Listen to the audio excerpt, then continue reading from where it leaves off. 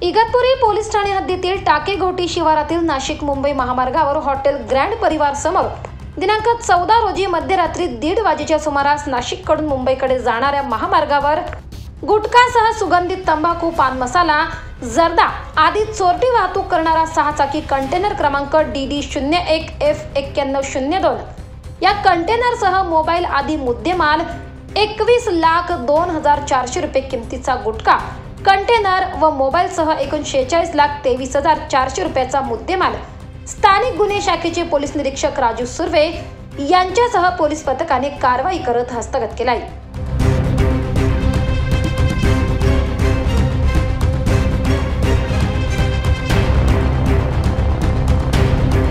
या कारवाईत SHK नाव छापलेले सुगंधित तंबाखू गुटखा, 40 पिवळ्या रंगाच्या गोण्या, 6 पांढऱ्या रंगाच्या गोण्या मोठ्या पिशव्यांसह 73 हिरव्या लाल रंगाचे पुडे, 25 लाख रुपये किमतीचा आयशर वाहन, एक मॅक्स कंपनीचा, एक ओप्पो कंपनीचा मोबाईल असा मुद्देमालासह 2 आरोपींना पोलिसांनी ताब्यात घेत कारवाई केली आहे।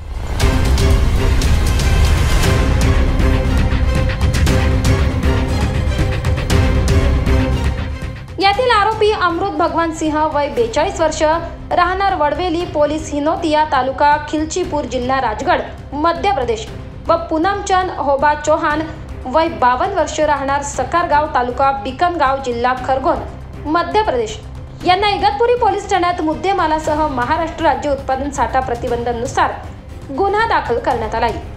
या घटनेत फिर्यादी पोलीस शिपाई मनोज शांताराम सानप वय 41 वर्ष, नाशिक ग्रामीण गुन्हे शाखा विभाग यांनी फिर्याद नोंदवली आहे।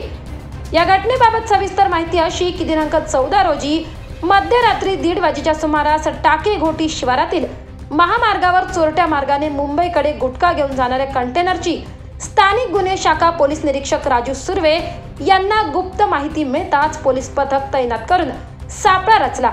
अंधाराचा फायदा घेत गुटखा तस्करी करणारे कंटेनर पोलिसांनी थांबविले तेव्हा कंटेनर चालक व त्यासोबत असलेला सहाय्यक चालक दोघेही भयभीत झाले।